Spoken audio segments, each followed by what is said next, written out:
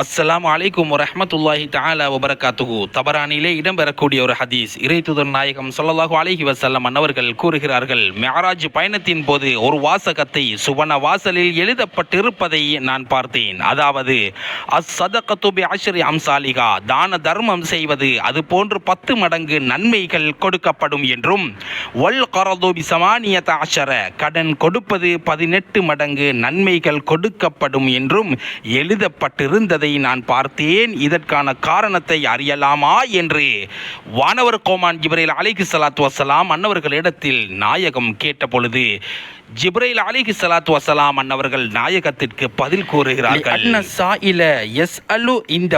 தான தர்மம் கேட்கக்கூடியவர் அவருடைய தேவையை பூர்த்தி செய்து கொள்ளக்கூடிய அளவு அவரிடம் இருந்தாலும் அவர் கேட்பார். வல் முஸ்தக்ரிது, ஆனால் கடன் கேட்கக்கூடியவர் இல்லாமின் ஹாஜத்தின், அவருடைய தேவைக்காகவே அன்றி கேட்க மாட்டார் என பதிலளித்தார். கடன் கொடுப்பதை சதக்கா கொடுப்பதை விட உயர்த்தி சிறப்பாக்கி வைத்திருக்கின்றான் என்றால் அதனுடைய பெருமதியை முதலாவதாக நாங்கள் உணர வேண்டும்.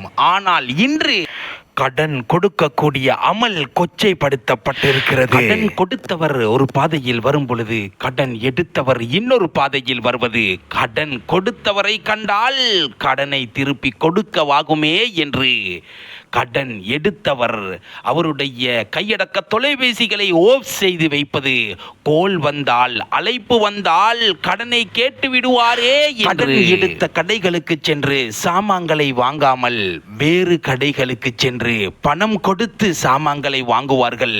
கடன் எடுத்த கடையில் சாமான்கள் வாங்கும் பொழுது ஏற்கனவே எடுத்து வைத்திருந்த கடனை கொடுக்கவாகுமே என்று எத்தனையோ பித்தலாட்டம் இருப்பதன் காரணமாகவே இன்று கடன் என்னும் அமல் கொச்சைப்படுத்தப்பட்டிருக்கிறது. எனவே உங்களால் கடன் திருப்பிக் கொடுக்க முடியவில்லை என்றால் உரியவரிடம் சென்று உங்களுக்குரிய நேர காலத்தை நீங்கள் பெற்றுக்கொள்ளுங்கள்.